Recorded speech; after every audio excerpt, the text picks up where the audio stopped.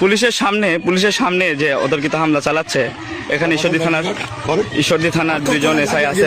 না ঈশ্বরদী থানার দুইজন আছে। ঈশ্বরদী কেন ভিডিও করবো না? আপনি পুলিশের সামনে ঘটনা ঘটতেছে, আমি ভিডিও করবো না? আপনি এখানে রয়েছেন, তার অবস্থা থাকা তদন্ত থাকা অবস্থায় আমার ভিডিও করবেন? আমার ঠিক আছে ভাই, আপনি বলেন আপনি নিরুপায়, আপনি বলেন সমস্যা কি? আপনি বলেন আপনি নিরুপায়।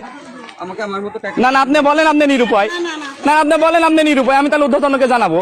আপনি বলেন আপনি নিরুপায়, আমি তাহলে ঊর্ধ্বতনকে জানাবো। দেখেন আপনি থাকা অবস্থায় আমার বাসার উপরে এইভাবে হামলা চলতেছে ভাই, আমার বাসার উপরে এইভাবে হামলা চলতেছে শুরু থেকে। আপনি বলেন ওখান থেকে গুলি করতেছে, আমার বাড়ির উপর হামলা চলতেছে।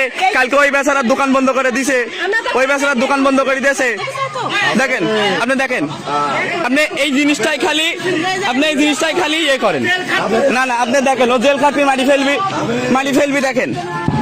ওই দেন গুলি, দেখেন গুলি হচ্ছে, দেখছেন গুলি হচ্ছে, দেখেছেন পুলিশ থাকা অবস্থায় গুলি হচ্ছে, এই জায়গায় গুলি হচ্ছে, এই জায়গায় পুলিশ থাকা অবস্থায় ঈশ্বরদী থানার সাব ইন্সপেক্টর আতাউল রয়েছে, আতাউল থাকা অবস্থায় গুলি হচ্ছে, এই জায়গাতে।